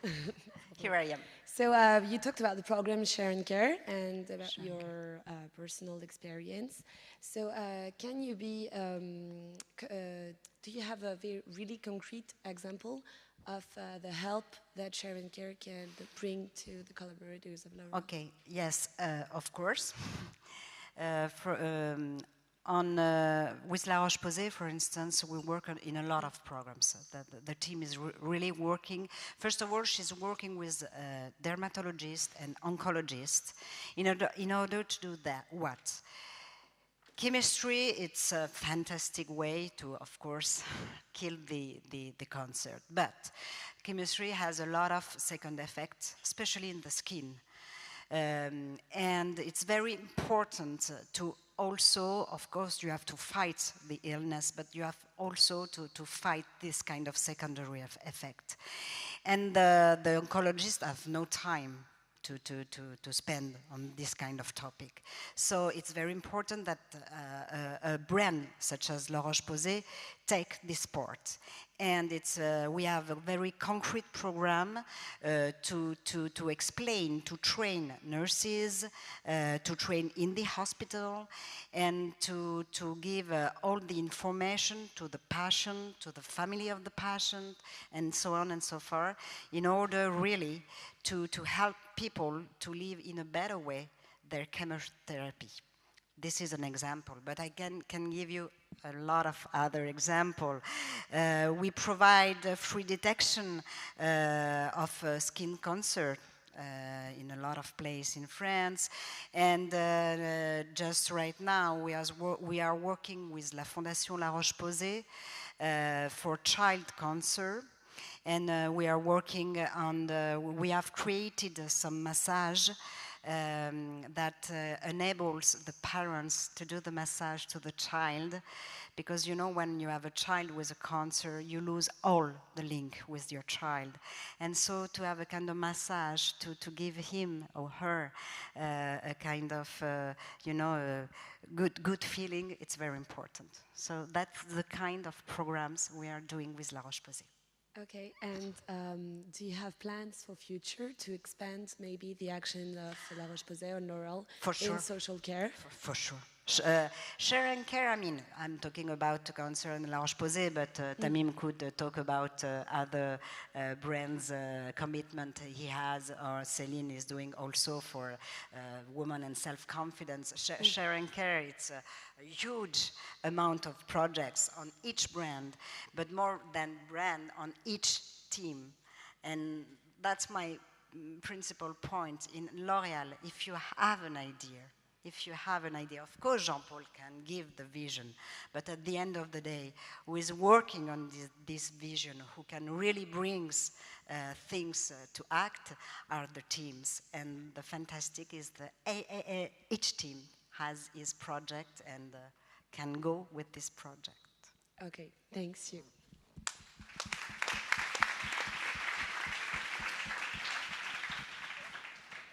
Good morning, Marie. Hello.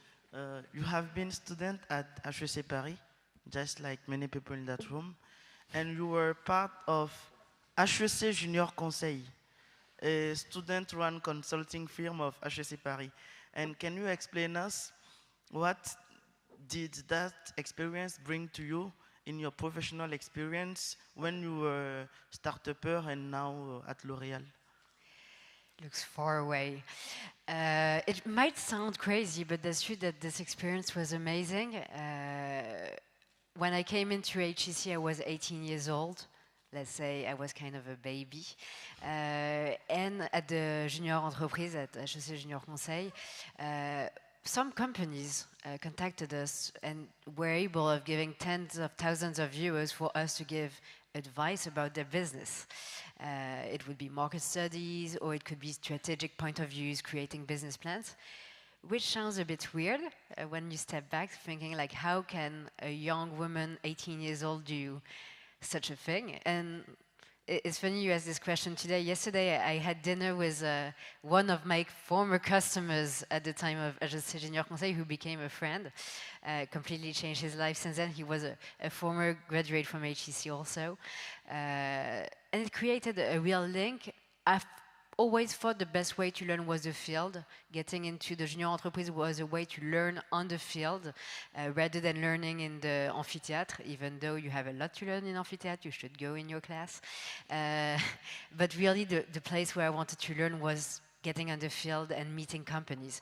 So it really helped me in terms of maturity because when we come into HEC, we are kind of convinced we already know everything about the whole world, and getting to meet real people in real business was a good way to learn. It also gave me independence, and I think it's great to start your life at 18, being able to earn your own money and start your life this way, and a business overall culture. So I really love this experience. Thank you for this magnificent answer. If some people in the room don't understand, I ask the question because I am part of HEC Junior Conseil. I understand better now. Don't hesitate to visit our website. And I was also 18 when I came at HEC Paris. So a lot of common points. Two common points. Yes. You can clap for that, please. Thank you.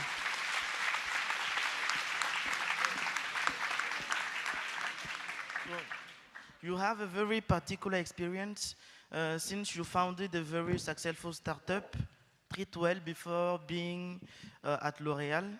And many people say that, you know, in startup it's flexible, agile, interesting, but in big companies you're not free because you have many people to consult before deciding and so on and so forth. So myth or reality?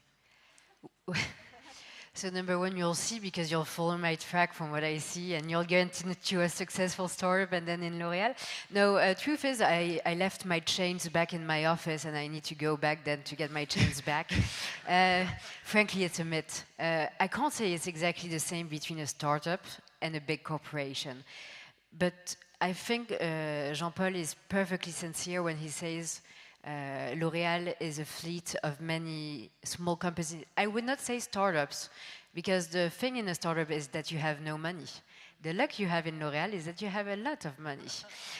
So it's keeping your entrepreneurial spirit, if you want to, and I think all the people around this table, we have this entrepreneurial spirit, but with more means, and the capacity to really do what you want and share the values.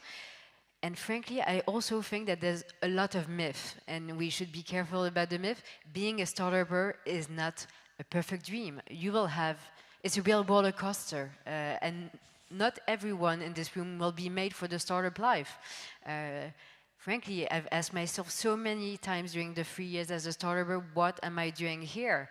Am I completely failing in what I'm doing? Because you have moments where you really believe it's the end of your company, and in the end it might be successful or not, and most of the time it's not successful. It's not easy to have a company, and you're free, but you always have a boss. The boss is the client. Having Jean-Paul as a boss is not, he's not the worst client, frankly, so I would say it's more a myth than the truth. Thank you.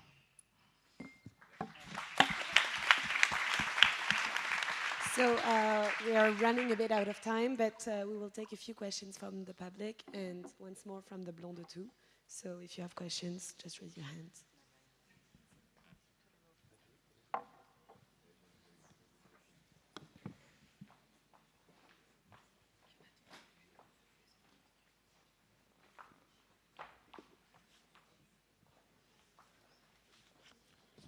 So there is one question from the L3. To you four, how do you imagine the future of L'Oréal in an over-connected world? Connected world.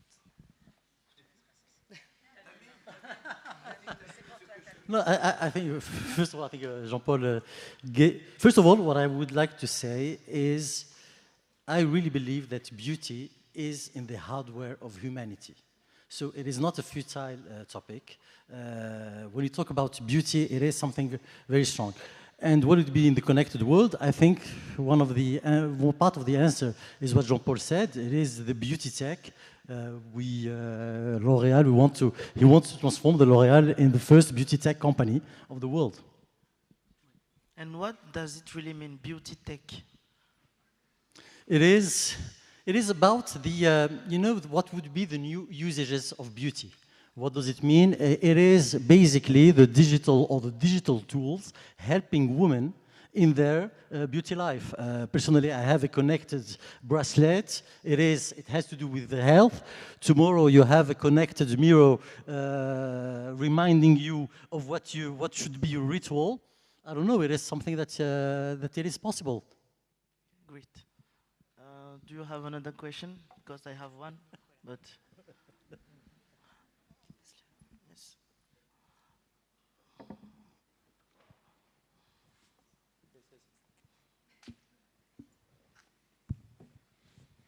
Okay, thank you for the presentation, and it's very nice to have you here. And I'm Mingrui from China. I'm an M1 student, and most of you have shared your experience abroad. So my question is about, could you share more experience about the localization of the hair in other markets? Because you see in Asia and I think in Latin America, people, they have different expectations about what is beauty.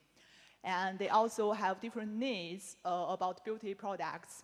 So what are the major difficulties when L'Oréal, a French company, want to conquer new markets, and how L'Oréal, overcome it?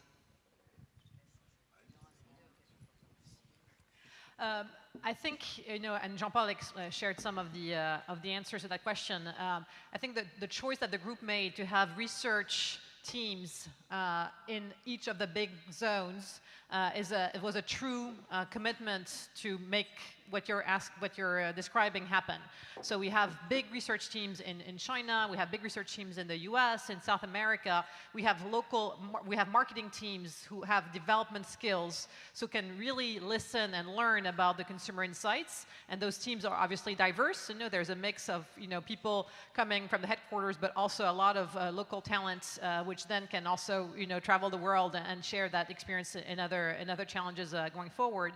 So it's really the consumer listening and really observing what the consumer trends are, what the consumer demands are, and having research teams locally that can really make happen those projects that are truly customized for the local markets. In China, for instance, the growth of e-commerce is a huge trend. And it's actually quite inspiring for all of us in the other markets. In China, the CPD division is already almost half of their turnover, which is e-commerce driven. In France, it's only 6% of our turnover. So learning how the Chinese team has really seen the opportunity, the growth of e-commerce, the growth, how to work with Tmall. They've created this entity called Baikor, which is a unit of 1,000 people who are just really the power engine of e-commerce in China. It's incredibly inspiring for us in France, where we have, it's a different player. Amazon is not Tmall, but for sure there are a lot of learnings that we can learn from China to in other markets. So it goes both ways. It's at the same time as we have to adapt to local markets, but also local markets can really inspire and teach very important best practices in other markets. So it goes both ways. Did I answer your question? Thank you. Is there another question? Yes. Okay, so the last one, maybe, because it's late. There's also one in the back afterwards. Thank you. Thanks so much for coming here. My name is Vladimir. I'm in M1, and I wanted to ask you a question about digital marketing. And how much of the marketing budget normally goes into digital now, and maybe some ballpark numbers, and is it different for the countries? And another question about that is, have you been able to systematize that, or is it just more experimentation at the moment with digital marketing? Well, I must say that L'Oreal is very advanced in digital marketing, so we have very precision advertising, very advanced teams all around the world. So it's more a topic that is handled in the countries, because media is so much part of the country ecosystem. So to bounce back on what you said about products, it would be the same about digital investments. We will not invest at all in the same way in China than in the US and in France. In France, for sure, we will focus on more traditional search engines, e-retailer websites when we are a division being in direct e-commerce such as Cosmetic Active. In China, we go full throttle on their own platforms, being Tmall, being WeChat. So we really invest differently. What is for sure the most surprising is when I was hired in L'Oreal, I thought, okay, I was not a CDO, I was not a chief digital officer, but I'm sure there's a lot I can teach them about how do you do marketing. And frankly, it was the contrary. I had so much to learn about the teams in the countries that are real media experts. We have a lot of technical profiles.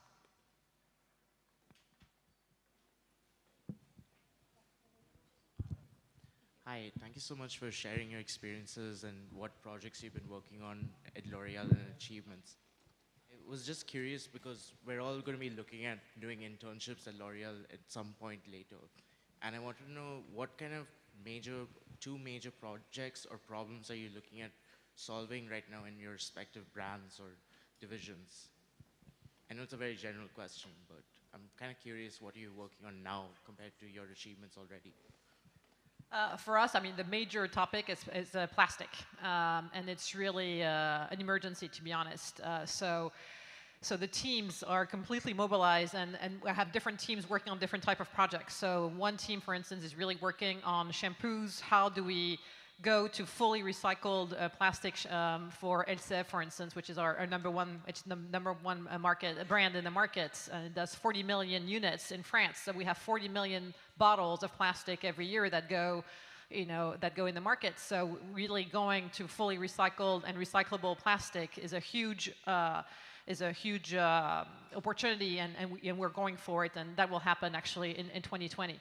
But it's also, and I think that's really exciting, is also thinking of new ways to create products without plastic. So the teams are really working on solid shampoos, for instance. So like in either in powder or in or like a shampoo bar. Refillable is also something that we're looking at. So a lot of those projects are really happening, and the teams are totally embracing them. And those are the priorities on the consumer products division that we're working on for 2020. Well, I think I would add on, for instance, the waste challenge that I talked a little bit earlier. Of course, now we are tackling the PLV, the POS material, but it is a sort of eye-opener on the way we're making business. So there is really a re-questioning of, is it the right thing to do in everything we do?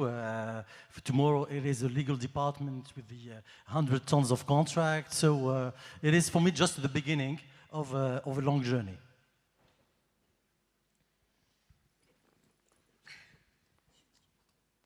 Okay, so I have a question too. My name is Mathilde, and thank you very much for being here. Last week in Paris, I saw for the first time L'Oreal flagship store, like own brand of L'Oreal makeup, and I was surprised because I had never seen it before.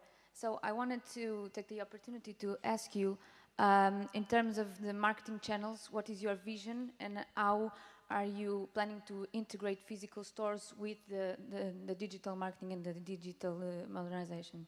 Thank you. Those are very interesting questions. Yeah, and it's particularly it's a challenge in France, to be honest, because today the consumer products that I've been talking about, they're sold mostly in hypermarkets, and the hypermarkets are not doing well. It's kind of a crisis in France, and that's the dominant distribution model in France. So we've been really working hard to diversify our distribution in France. So without working hard with the Carrefour, Auchan, Leclerc of the world, because we have, they're huge clients of ours, and we actually Monday morning we're taking Jean-Paul to see the reinvention of a hypermarket in Carré-Sénart, Carrefour Carré-Sénart. So we're doing that, but we also need to grow new channels. So e-commerce is one, of course. So Amazon, but also Cdiscount, the Drive, click and collect, which is basically a model that was invented in France, actually, that even now Walmart is copying. It was Auchan and Leclerc who created that. So that's it's click and collect, but it's called Drive in France. So those are a new channel that we're growing. And in terms of D2C, direct to consumer, we also have that activity, and it's mostly a brand in the portfolio that I'm in charge of. It's called Nyx Professional Makeup. It's a brand where we have about 30 stores in France, and it's a brand that we've launched 2 years ago, and it's been a huge success. It's very affordable makeup. It's all around 10 euros. We have those 30 boutiques. We have an e-commerce site that we own, and that has been quite interesting and a learning curve. And then there are also new channels, that are being created.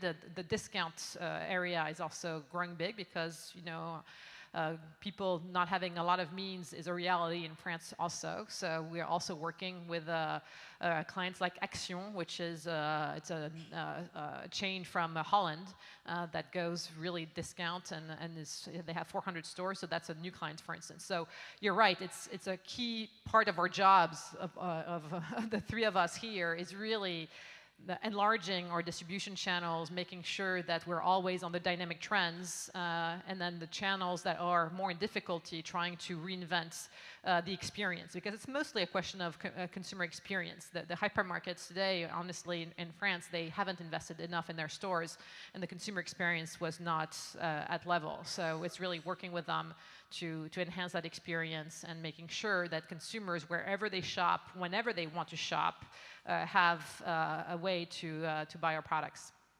Thank you very much for your questions, and we think the conference was great for you. Thank you for people from L'Oreal because it was really nice. So I think you can come back at HEC when you will be at the place of Jean-Paul Agon. And thank you.